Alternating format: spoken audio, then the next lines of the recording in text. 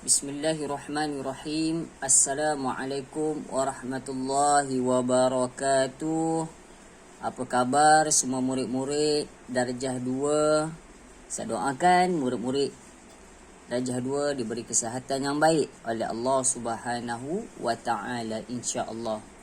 Alhamdulillah, hari ini murid-murid kita sekali lagi diberi kesempatan oleh Allah Subhanahu wa taala. Dalam minggu ini kita bertemu sekali lagi di dalam PDPR untuk subjek akhlak darjah 2, dan Ustaz minta semuanya menonton video Ustaz pada hari ini, keluarkan buku teks masing-masing dan buka buku teks masing-masing di muka surat 33. Okey, buku teks akhlak darjah 2 di muka surat 33. Baik murid-murid, pada minggu lepas kita telah pun mempelajari tajuk fadilat beradab ketika belajar, kelebihan ataupun kebaikan apabila kita beradab ketika belajar. Baik, jom kita ulang kaji sekali lagi. Yang pertama dia kata apa? Membentuk peribadi dan akhlak yang mulia. Yang kedua, memperolehi kejayaan di dunia dan di akhirat. Yang ketiga, ilmu yang dipelajari diberkati Allah Subhanahu wa taala. Yang keempat, mudah ingat dan faham pengajaran guru. Yang kelima, mendapat keberkatan ilmu daripada guru. Baik, fadilat beradab ketika belajar telah pun kita pelajari pada minggu lepas, dan hari ini kita akan sambung masih dalam tajuk adab belajar, tetapi dalam tajuk kecilnya, iaitu tajuk akibat tidak beradab ketika belajar. Apakah akibat jika kita tidak beradab ketika kita belajar? Kalau sebelum ini pada minggu lepas, kebaikan ataupun fadilat bila kita beradab, kebaikan yang akan kita dapat telah pun kita pelajari, ada 5 kesemuanya. Pada hari ini ataupun pada minggu ini, kita akan pelajari pula akibat tidak beradab ketika belajar. Bila kita datang sekolah ataupun kita belajar di rumah, bila kita tidak mempunyai adab, apakah akibat yang akan kita dapat? Baik murid-murid, lihat di muka surat 33, jom kita baca. Apakah akibat bila kita tidak beradab ketika belajar? Yang pertama, apa dia tulis? Tidak disukai oleh kawan-kawan. Bila kita tak beradab, tentunya kawan-kawan kita tidak menyukai kita. Contohnya bila di dalam kelas, guru mengajar di depan, kita bersembang. Bila bersembang tu kadang-kadang suara kuat kan? Dia akan mengganggu kawan sebelah untuk belajar, untuk fokus apa yang diajar oleh guru di depan. Sebab itu dia kata tidak disukai oleh kawan-kawan. Kawan-kawan pun tak suka kan.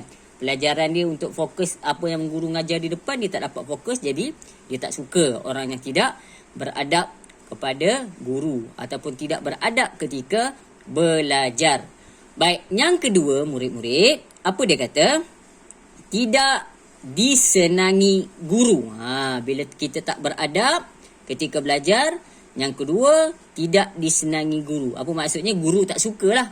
Samalah dengan kawan tadi. Yang pertama tadi dia kata tidak disukai oleh kawan-kawan. Yang kedua, tidak disenangi oleh guru ataupun tidak disenangi guru. Ketika guru ngajar kat depan, dia tak tumpu perhatian, dia bersembang. Guru tak sukalah maksudnya kalau tak ada adab. Okey, adab ni tak semestinya dia kata, kalau tidak beradab ni tak semestinya kita buat bising. Kadang-kadang tak fokus guru mengajar pun, itu salah satu tidak beradab. Dia tak bising, tapi bila guru mengajar kat depan, dia tengok tempat lain, tengok belakang, tengok kanan kiri, tak fokus kat depan. Itu salah satu contoh. Ataupun guru bagi kerja rumah, dia tak buat. Itu pun juga termasuk dalam tidak beradab ketika belajar. Baik, yang ketiga, susah untuk memahami pelajaran. Bila kita tak beradab waktu belajar, tak tumpu perhatian, tak buat apa yang disuruh oleh guru, cikgu ataupun ustazah, Susah untuk memahami pelajaran, tak tumpu perhatian. Guru mengajar kat depan, dia melukis lah, baca buku lain lah, tak buka buku yang guru mengajar dekat depan. Jadi susah untuk memahami pelajaran. Apa yang guru ajar di depan tak faham. Okey, itu salah satu contoh akibat tidak beradab ketika belajar. Okey, baik. Yang keempat, murid-murid, ilmu tidak diberkati Allah Subhanahu wa taala. Ilmu yang kita dapat tu Allah Subhanahu wa taala tak berkati.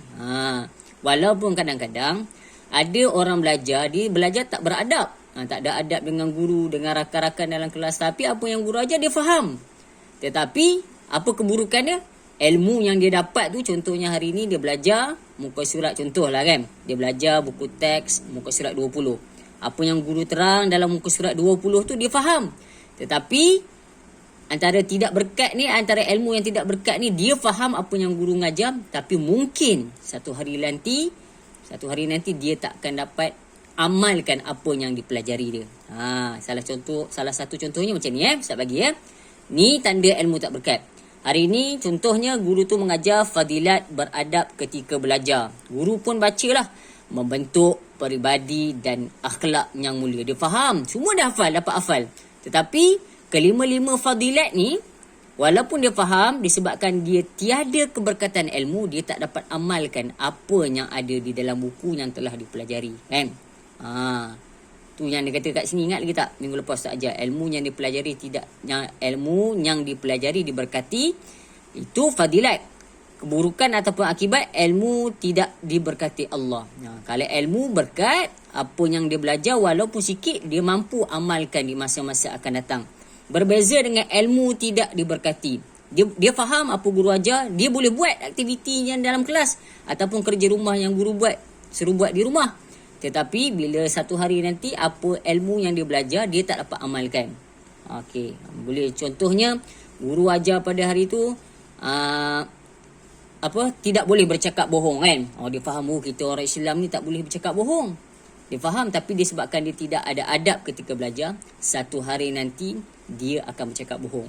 Jadi dia faham tak boleh bercakap bohong, tapi disebabkan tiada keberkatan ilmu tu, walaupun dia dah belajar tak boleh bercakap bohong, disebabkan tiada keberkatan ilmu, satu hari nanti dia pasti akan berbohong. Itu beza ilmu yang diberkati dengan ilmu yang tidak diberkati. Kita jangan salah faham. Ustaz, kawan saya tu waktu guru mengajar kat depan, dia bersembang dekat belakang, tapi soalan semua dia boleh jawab. Itu ilmu dia berkat lah tu. Tak. Ilmu yang berkat ni salah satu contohnya, dia mampu amalkan apa yang guru mengajar di depan dalam kehidupan dia. Guru mengajar sehari semalam kena solat 5 waktu. Dia faham, dia amalkan apa yang guru ajar, solat sehari semalam 5 waktu. Itu tanda ilmu berkat. Tanda ilmu tak berkat apa? Guru mengajar kat depan, contoh mengenai solat, guru terang solat sehari semalam kena tunaikan 5 waktu. Dia faham, okey, kita kena tunaikan solat sehari semalam 5 waktu. Tapi hari-hari yang mendatang, dia tak solat pun. Itu tanda ilmu tak berkat. Faham apa yang guru ajar, tapi tak amalkan apa yang guru ajar. Itu tak berkat. Ilmunya berkat macam mana? Dia faham apa yang guru ajar dan dia amal balik apa yang diajar oleh guru. Okey, Ustaz Arab, apa yang telah kita pelajari pada hari ini, awak dapat amalkan di masa-masa yang akan datang. Apa yang telah kita pelajari? Fadilat beradab ketika belajar pada minggu lepas, dan pada minggu ini akibat tidak beradab ketika belajar. Dan insya-Allah pada minggu hadapan kita akan mempelajari pula tajuk yang baru. Ustaz doakan murid-murid diberi kesihatan oleh Allah Subhanahu Wa Taala, dan insya-Allah kita bertemu lagi di dalam kelas PDPR pada minggu hadapan untuk subjek akhlak darjah 2. Sekian daripada Ustaz Muhammad Izwan. Wabillahi taufiq wal hidayah. Assalamualaikum warahmatullahi wabarakatuh.